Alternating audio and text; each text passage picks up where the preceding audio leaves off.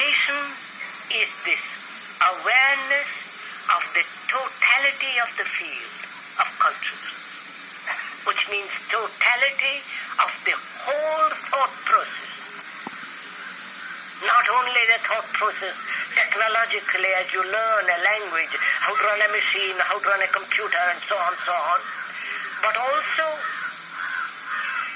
to learn about the totality of the thinking, feeling mechanism. To be choicelessly aware of all that is to be in a state of meditation. Because unless the totality of the brain cells are utterly quiet,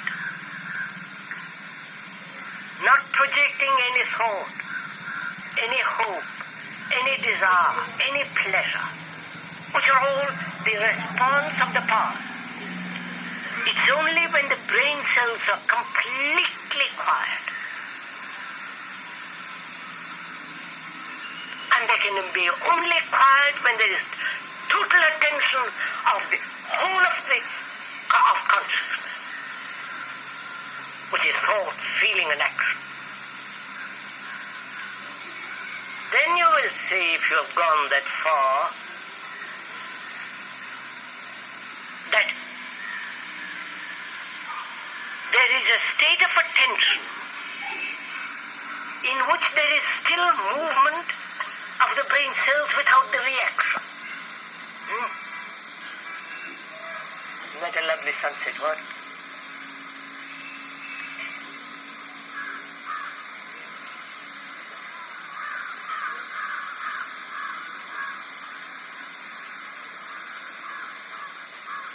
You know, we don't know what silence is. We only know silence when noise stops.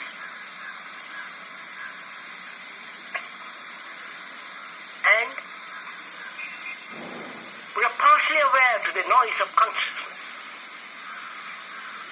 But we do not know what silence is apart from the noise of consciousness.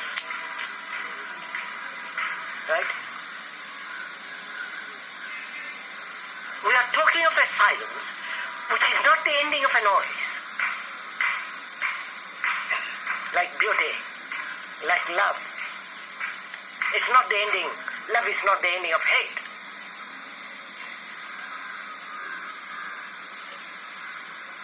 Or the ending of desire. Love is something utterly different from desire, from hate. You do not come to love by suppressing desire, as you have been taught through literature, through these saints and all the rest of it.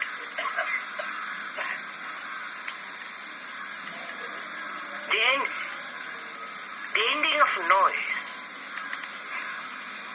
not because you want silence, but the very ending, is not the silence which comes into being when noise ceases. Last night, there was a wedding going on next door. They began, I think about 5:30, kept up till 10, and began again this morning at 4:30, and stopped around 8:30 or 9, and they again began this afternoon. And they're making hideous noise, which they call music.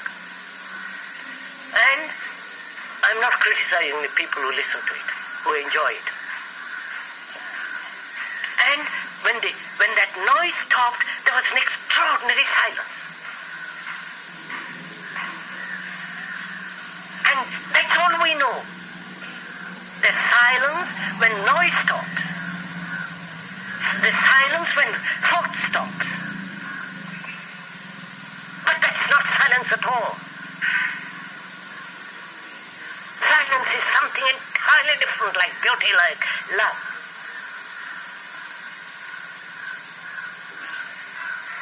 And this silence is not the product of a quiet mind,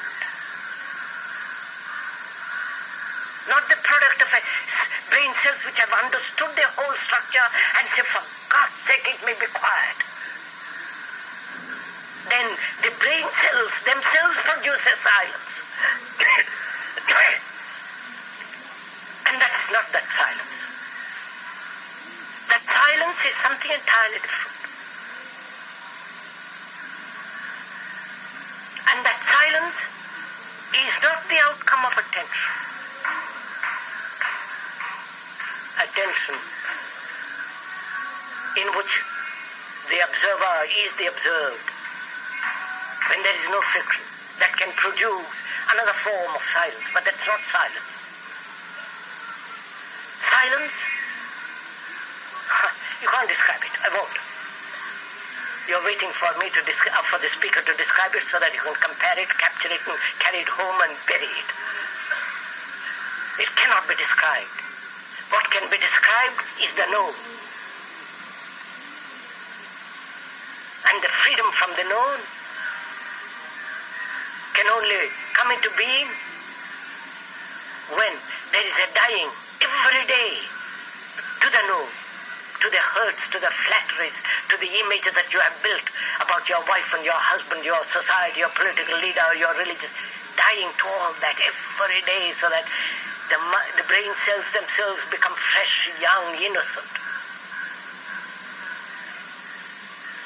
But that innocence, that freshness, that quality of tenderness, gentleness, that does not produce love.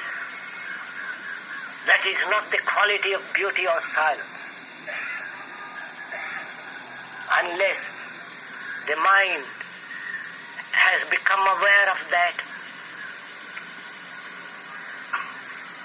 our life becomes rather shallow, empty, and meaningless. But that silence, which is not the ending of noise, is only a small beginning. It's like going through a small hole to an enormous, wide, expansive ocean, to an immeasurable, timeless state. But that one cannot understand verbally unless you have understood this whole structure of consciousness and the meaning of it, the pleasure, the despair, the whole of that has been understood, and the brain cells have become quiet. Then perhaps you may come upon that mystery which nobody can give or anybody can describe.